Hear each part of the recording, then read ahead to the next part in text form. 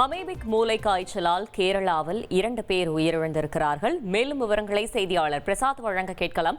பிரசாத், வணக்கம். மேலும் தகவல்களை சொல்லுங்க. வணக்கம். கேரள மாநிலம் கோழிக்கோடு பகுதியைச் சேர்ந்த 3 மாத குழந்தை கடந்த 1 மாத காலமாக கோழிக்கோடு அரசு மருத்துவக் கல்லூரி மருத்துவமனையில் சிகிச்சை பெற்று வந்தது.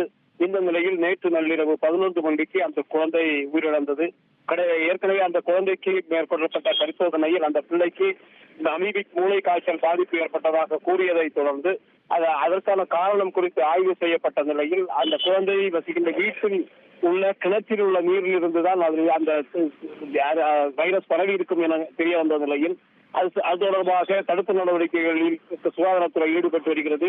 இதே நேரத்தில் மலப்புரம் மாவட்டத்திற்குட்பட்ட காப்பீர் பகுதியைச் சேர்ந்த 52 வயதான பெண்மணி ஒருவர் மலப்புரம் அரசு மருத்துவக் கல்லூரி மருத்துவமனையில் கடந்த மாதம் 5ஆம் தேதி அனுமதிக்கப்பட்டார். அவருக்கும் தொடர்ந்து சிகிச்சை அளிக்கப்பட்டது.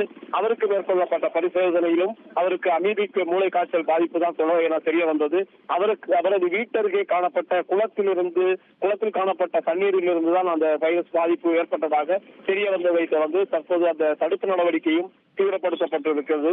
24 மணி நேரத்தில் அமீபிக் மூளை காய்ச்சலால் 2 பேர் கேரளாவில் உயிரிழந்திருப்பது கேரள மக்களிடையே பெரிய ஒரு அதிர்ச்சியை ஏற்படுத்தியிருக்கிறது. தகவல்களுக்கு நன்றி பிரசாத். ட்ரெண்ட ஃப்ரெண்ட் ஆக்கிக்கோங்க. தந்தி டிவியின் சப்ஸ்கிரைபர்ஸ் அண்ட் ஃபாலோவர்ஸ் குடும்பத்துல நீங்களும் இணையுங்க.